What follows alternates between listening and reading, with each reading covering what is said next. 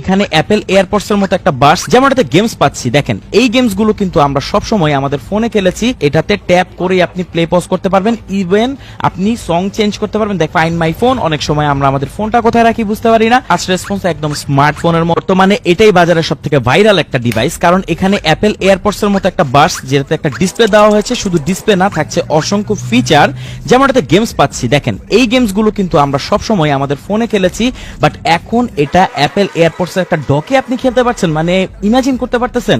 এখানে আরেকটা অপশন আছে, সেটা হচ্ছে মিউজিক কন্ট্রোল। মিউজিক কন্ট্রোল করার জন্য এখন কোনো ধরনের ফোনকে বের করতে হবে না, জাস্ট এটাতে ট্যাপ করে আপনি প্লে পজ করতে পারবেন, ইভেন আপনি সং চেঞ্জ করতে পারবেন। দেখেন আমি ইউটিউবের ভিডিও কিন্তু চেঞ্জ করছি একটার পর একটা, আর এটা খুব ফাস্ট হচ্ছে।